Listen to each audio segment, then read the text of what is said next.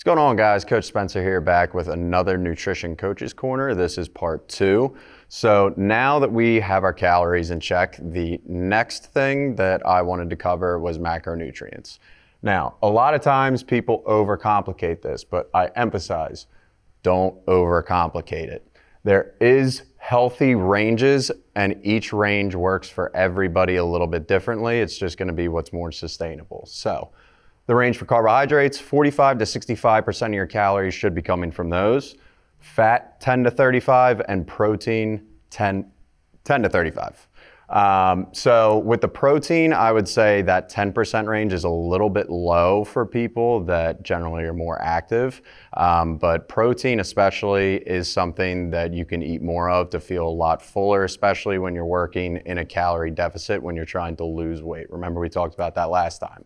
Protein is also very, very important if you're trying to gain weight. So you're in the gym, you're trying to put on all this muscle, your muscle needs to build more muscle. So that's why the high protein is more important. I would probably recommend around 20 to 25% for people trying to maintain. Also for people trying to lose.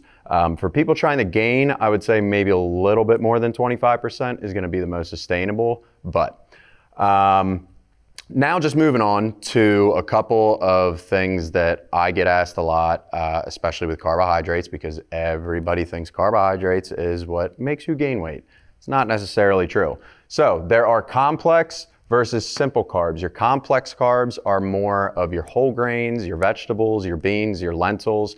What the complex carbs do is they give you sustainable energy throughout the day. Your simple carbohydrates are what we like to eat before we work out. So when I have an athlete coming here, I make sure they have a banana, a granola bar, something that's going to give them a quick energy spike. And that is the biggest difference between complex and simple carbs. Complex, longer lasting energy throughout the day, longer feeling of fullness. Those simple carbs, if you need a quick spike in energy, those are the ones that you want to have before you work out.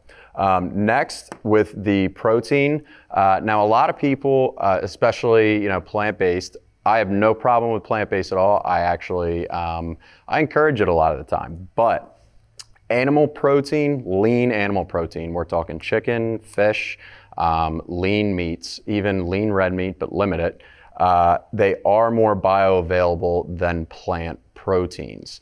A good fix for protein is obviously protein shakes, but after you work out, you want to remember that just a protein shake isn't going to work. Your body needs carbohydrates to start that regenerating process. So with that protein shake, make sure you have a simple carbohydrate, or if you have plenty of time between the time you leave the gym and the time you go home, you can just have regular complex carbohydrates, rice, beans, stuff like that after you work out. So now that we have the macronutrients, the next Coach's Corner on nutrition is going to be putting the calories and the macronutrients together to kind of get a diet for you guys going if you were looking to either just stay the same weight, maintain, get into a calorie deficit, and get into a caloric surplus. But don't forget, don't overcomplicate the calories, don't overcomplicate the macronutrients. Come check out the next Coach's Corner. I'll teach you how to do all of it. We'll put something together for you. Make sure you check out our Instagram, our YouTube, and our webpage. See you guys on Zoom.